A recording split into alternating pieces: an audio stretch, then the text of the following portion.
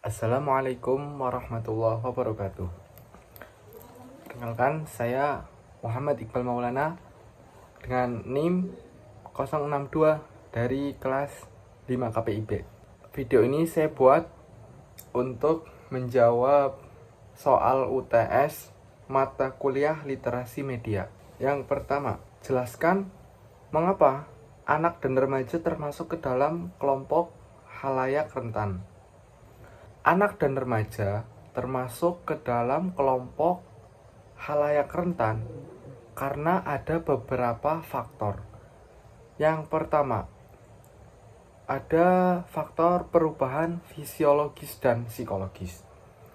Masa remaja itu ditandai oleh perubahan besar dalam aspek fisik dan psikologis. Pada tahap ini, individu mengalami perkembangan yang cepat, termasuk perubahan hormon, dan remaja itu sering merasa kewalahan, bingung, dan berpotensi mengalami gangguan psikologis seperti depresi atau kecemasan. Yang kedua ada tekanan sosial dan lingkungan. Remaja menghadapi tekanan dari berbagai sumber, termasuk teman sebaya, keluarga, dan sekolah. Mereka seringkali merasa tertekan untuk memenuhi ekspektasi sosial, baik dalam hal penampilan maupun prestasi akademik. Yang ketiga, ada kecemasan terhadap penilaian orang lain. Selama masa remaja, individu mulai lebih memperhatikan bagaimana mereka dipandang oleh orang lain. Rasa ingin diterima dan diakui oleh teman sebaya menjadi sangat penting, sehingga mereka mungkin mengalami kecemasan terkait penilaian orang lain. Hal ini dapat meningkatkan risiko gangguan psikologis. Yang keempat, ada pengaruh media sosial. Media sosial memiliki dampak signifikan terhadap kesehatan mental remaja. Meskipun dapat menjadi alat untuk berinteraksi secara positif, media sosial juga membawa risiko seperti cyberbullying dan perbandingan sosial yang tidak sehat. Nah, ini dapat menambah kerentanan remaja terhadap masalah emosional. Yang terakhir ada keluarga sebagai faktor penentu. Nah, kondisi keluarga yang tidak harmonis atau kurangnya perhatian dari orang tua dapat memperburuk kerentanan anak dan remaja.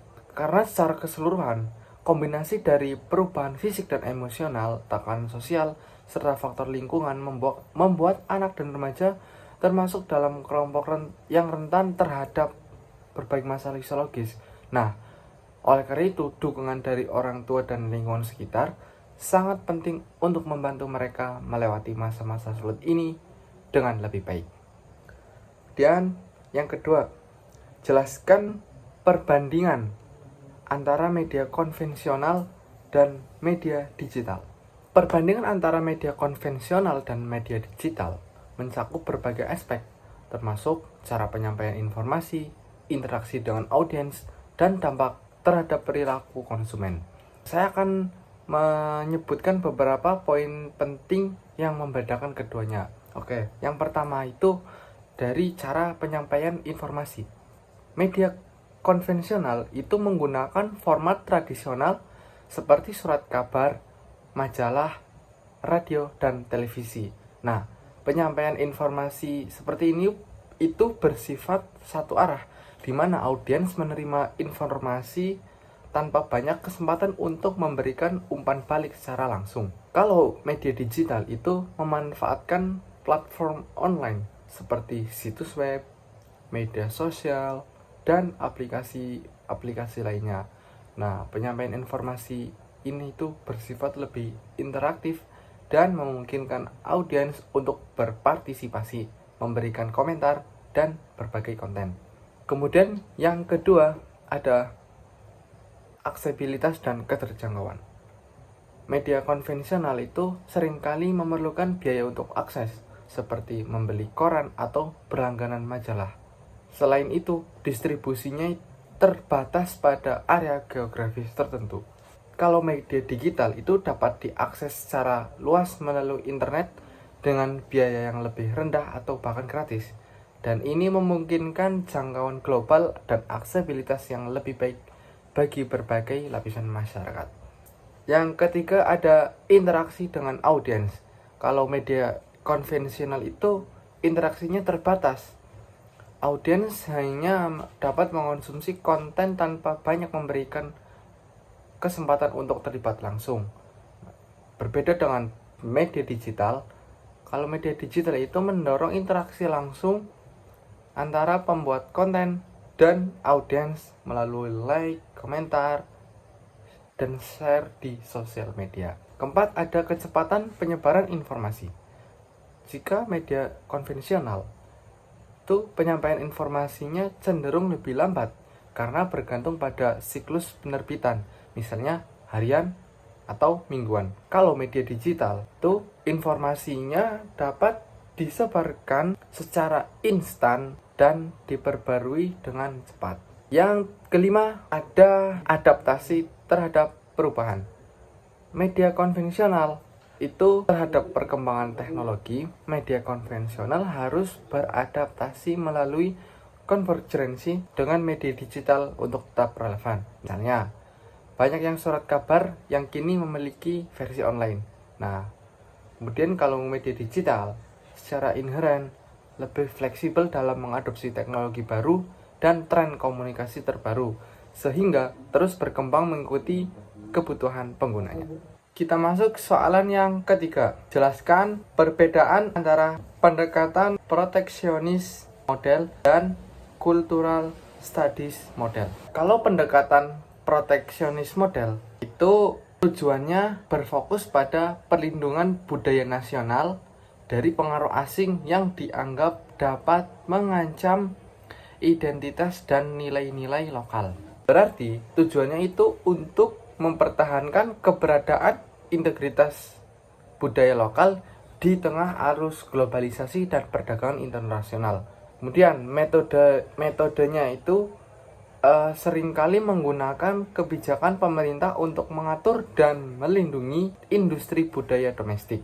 Ini termasuk penerapan tarif, kuota, atau subsidi untuk mendukung produk budaya lokal dan membatasi akses produk asing.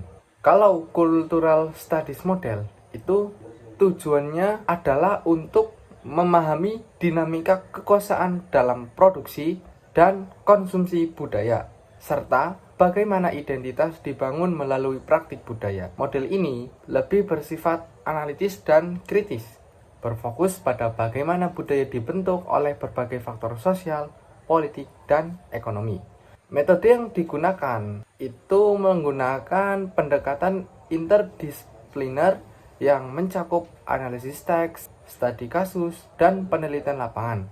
Ini melibatkan pemahaman konteks sosial di mana produk budaya diproduksi dan dikonsumsi, serta bagaimana audiens berinteraksi dengan produk tersebut. Masuk ke soalan yang keempat. Mengapa oligopoli atau konglomerasi berpengaruh terhadap opini rakyat atau demokrasi? Yang pertama, ada kontrol informasi. Pemilik media yang memiliki kekuasaan besar dalam industri media cenderung membuat isi media sebagai komoditas. Hal ini berarti bahwa konten yang disampaikan biasanya direpresentasikan untuk kepentingan pemilik media daripada kepentingan publik.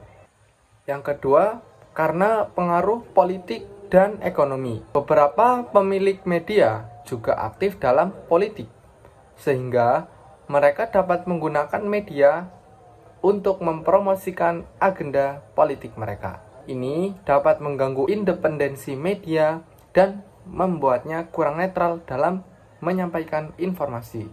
Kemudian ada manipulasi opini publik. Oligopolio media dapat digunakan sebagai instrumen propaganda. Pemilik media bisa memanfaatkan platform mereka untuk mempengaruhi opini publik secara selektif, menciptakan gambaran yang sesuai dengan kepentingan mereka sendiri. Yang keempat, ada melemahnya fungsi kontrol jurnalistik. Dengan adanya kontrol yang kuat, pemilik media sering intervensi langsung dalam proses penyampaian berita. Ini dapat menghasilkan informasi yang bias dan kurang objektif, sehingga melemahkan fungsi kontrol jurnalistik yang penting dalam menjaga integritas informasi. Dengan demikian, oligopoli atau konglomerasi dapat mengganggu hak warga untuk berpartisipasi aktif dalam demokrasi. Oleh karena itu, sangat penting untuk memastikan bahwa industri media tetap independen dan netral agar opini rakyat dapat dipengaruhi oleh berbagai sudut pandang tanpa dominasi dari segelintir individu atau kelompok. Kita masuk pertanyaan terakhir. Jelaskan apa yang dimaksud dengan komodifikasi dan jelaskan pula jenis-jenisnya. Komodifikasi adalah proses transformasi barang dan jasa, termasuk informasi dan komunikasi, dari nilai guna menjadi nilai tukar di pasar. Dalam konteks ini, barang dan jasa yang sebelumnya dinilai berdasarkan kegunaannya diubah menjadi komoditas yang memiliki nilai pasar. Proses ini seringkali terkait dengan kapitalisme dan pengaruhnya terhadap cara kita memahami dan mengonsumsi produk budaya. Selanjutnya ada jenis-jenis komodifikasi. Komodifikasi ini merujuk pada proses di mana konten media seperti berita, film, atau musik diubah menjadi produk yang dapat dipasarkan. Konten ini diolah sedemikian rupa agar menarik bagi konsumen dan menghasilkan keuntungan bagi perusahaan media. Misalnya, berita yang disajikan dengan cara sensasional untuk menarik perhatian pembaca atau penonton. Dalam jenis ini, audiens diperlukan sebagai komoditas. Perusahaan media menciptakan program atau tayangan yang menarik khalayak yang kemudian dijual kepada pengiklan.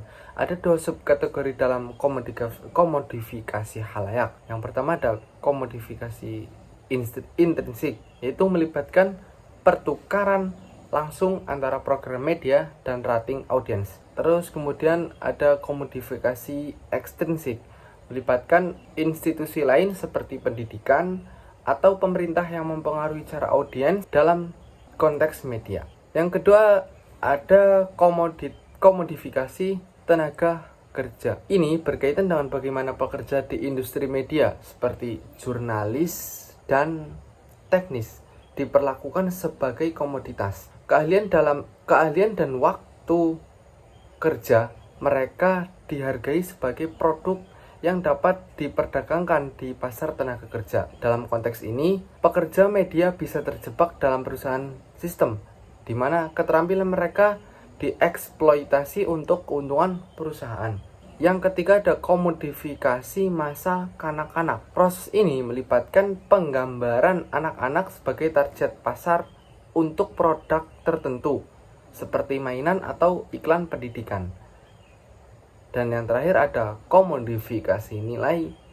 Ini mencakup perubahan nilai-nilai sosial atau budaya dan yang menjadi komoditas untuk dapat diperdagangkan.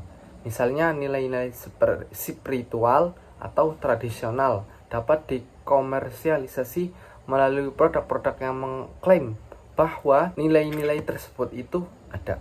Demikian jawaban dari saya. Wassalamualaikum warahmatullahi wabarakatuh.